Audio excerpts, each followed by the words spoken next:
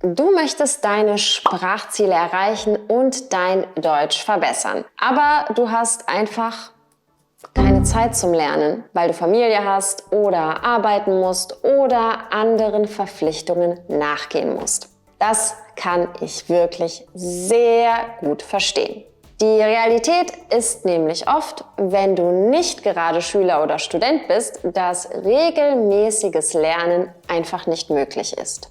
Daher habe ich hier 5 einfache Methoden zum Deutschlernen herausgearbeitet, die du ganz einfach in deinen Alltag integrieren kannst. Los geht's!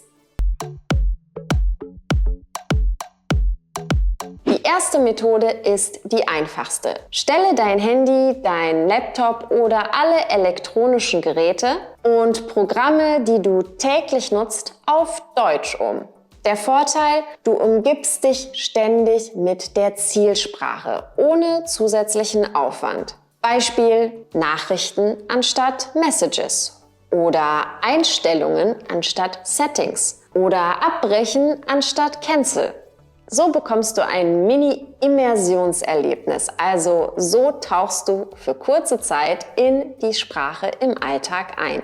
Das Tolle ist, du lernst alltagsnahe Begriffe automatisch. Begriffe wie zum Beispiel Benachrichtigungen, Sperrbildschirm, WLAN, Bildschirmzeit und so weiter. Du lernst auch durch Wiederholungen, denn du siehst diese Wörter immer wieder in deinem Programm oder auf deinen Geräten.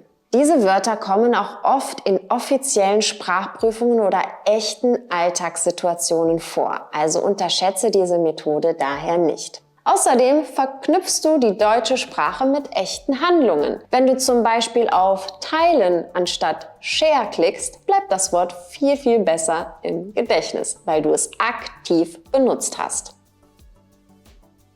Methode 2. Du musst das Haus putzen oder willst eine Stunde joggen? Kein Problem. Setze deine Kopfhörer auf und hör dir dabei deinen Lieblingspodcast an oder höre deutsche Musik.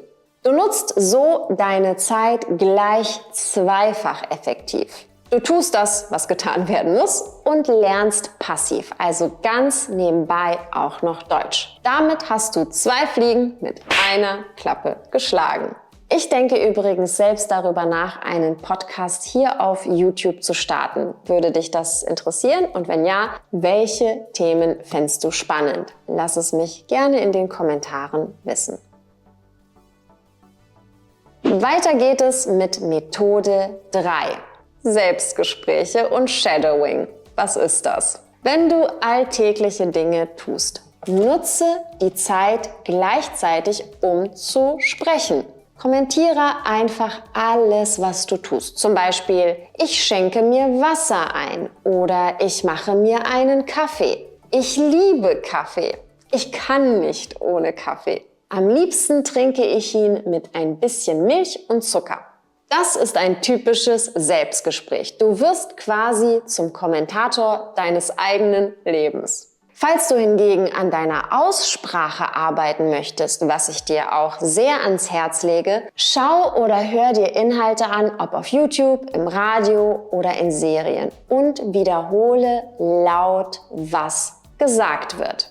Das kannst du übrigens auch mit meinem Video machen. Also wenn ich jetzt zum Beispiel diesen Satz hier sage, kannst du auf Pause klicken und ihn wiederholen. Dann kannst du wieder zurückspulen und ihn dir noch einmal anhören. Dieses Spiel kannst du so oft wiederholen, wie du möchtest, beziehungsweise so lange, bis du dir bei der Aussprache sicher bist.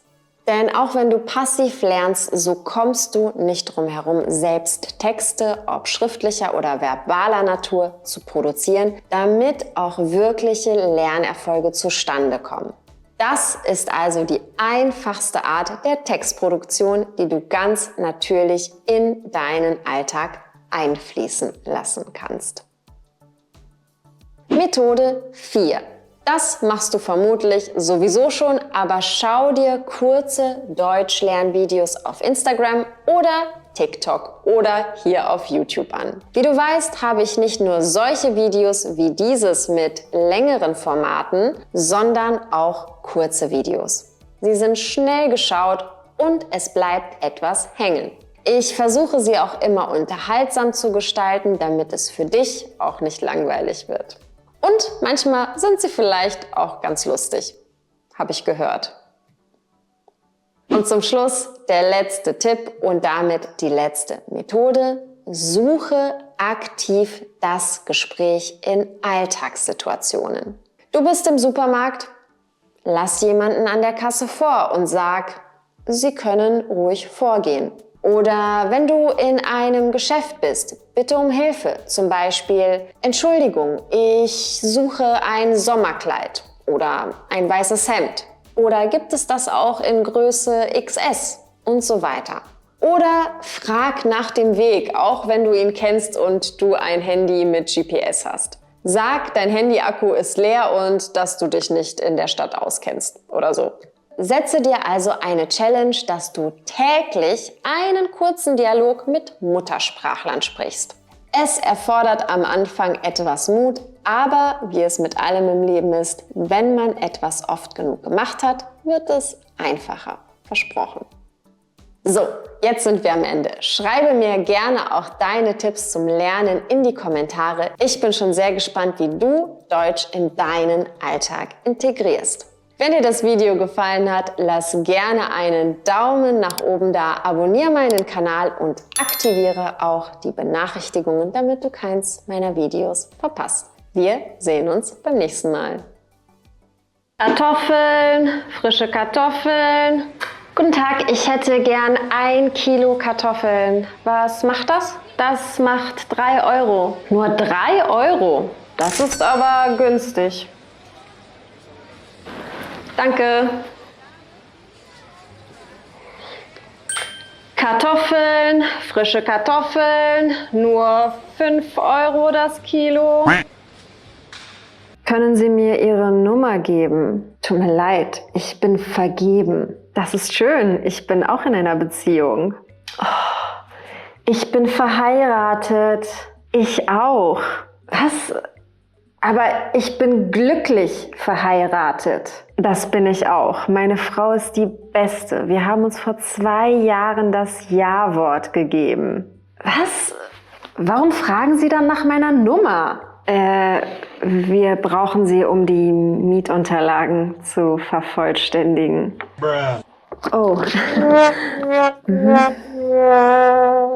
Ich sitze im Bus.